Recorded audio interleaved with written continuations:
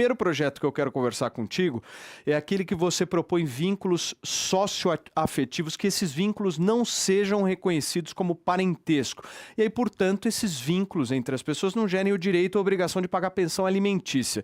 O Kim disse que essa ideia é separar relações de afeto de laços jurídicos, evitando que conexões emocionais sejam automaticamente convertidas em deveres financeiros. Eu quero entender de você o seguinte, Kim, o que te levou a apresentar esse projeto de lei? Foi alguma coisa específica que te chamou a atenção ou não?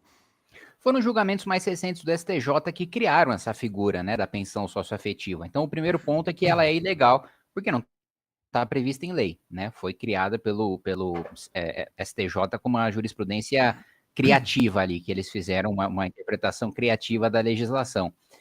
Segundo, os casos de pedido de pensão socioafetiva dispararam em alguns estados, chega a 430%, 432%, desde que ela foi instituída em jurisprudência até hoje. E o terceiro ponto é que é você engessar e tornar as relações humanas, principalmente as íntimas, uma disputa jurídica. É causar um mal social, é causar um dano para o tecido social muito grande. Então, recebi muitas mensagens de mães solteiras falando, olha, não consigo mais me relacionar porque o cara tem medo de depois a justiça dizer que ele precisa pagar pensão, quando o responsável é o pai, né? Quem deve sustentar os filhos são os pais, e quando há um casamento, quando o padrasto, né, ou a madrasta se comprometem a ter um relacionamento ali documentado de sustentar e de, portanto, dever alimentos àqueles filhos, aí sim você pode estabelecer esse vínculo. Agora, deixar para a subjetividade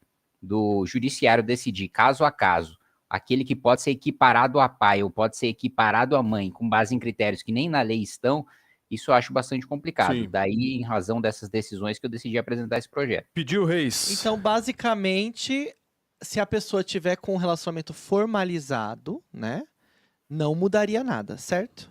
Não muda nada, perfeito. Então, o que muda?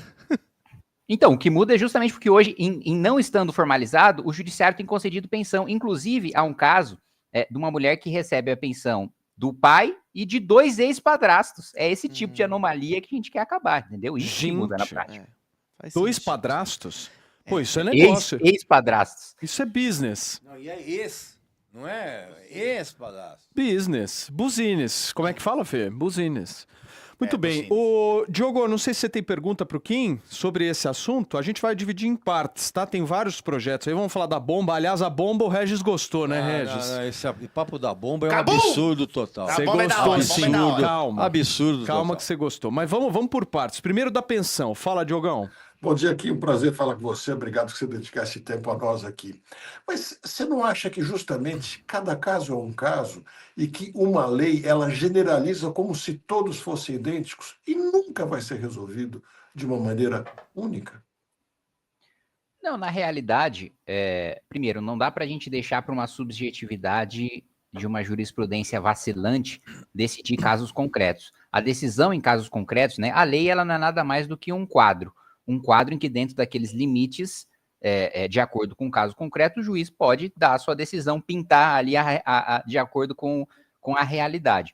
Agora, a questão é que hoje a gente não tem quadro nenhum, a gente tem um nível de subjetividade infinito, porque não existe baliza para esse tipo de decisão. E o segundo ponto é de que eu, sinceramente, não vejo nenhum caso concreto plausível, razoável, em que você deixe o juiz analisar uma relação afetiva entre um padrasto ou uma madrasta e o seu afilhado para depois decidir se vai ter pensão ou não ter pensão. Eu tenho com muita segurança na minha cabeça que, primeiro, os principais responsáveis são os pais, né? Então, quem é responsável por pagar a pensão é o pai biológico daquela criança, e se aquela mulher, aquele homem quiser ter um outro relacionamento, e essa outra pessoa desse outro relacionamento quiser assumir a responsabilidade pelo filho, aí você tem uma união estável, aí você tem um casamento, já existem balizas objetivas para isso. O que não dá é para a gente deixar solto do jeito que está hoje. Vamos criar rapidinho uma situação hipotética em cima de um caso que você conhece. A Tabata Amaral, também deputada, fala muito que o padrasto dela a adotou como filha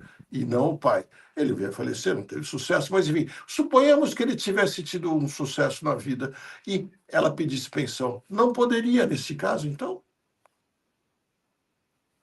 Não, na realidade, a pensão socioafetiva, né, da jurisprudência do STJ não é para esse tipo de caso. É para o caso do pai vivo, do ex-padrasto vivo, da ex-madrasta viva, que cria Não, é assim, por isso que eu falei, supostamente... supondo que ele estivesse vivo e muito bem de vida. Isso, Só para não, criar para uma... esse caso... Não, para esse caso não se aplica primeiro, porque a partir do momento que ele tem a tutela, que o padrasto tem a tutela dela, há o vínculo formal, diferente de um vínculo artificial criado pela jurisprudência do STJ da pensão socioafetiva. É diferente, porque ele já está sob Sim. os cuidados, ele já oficialmente é o tutor daquela criança.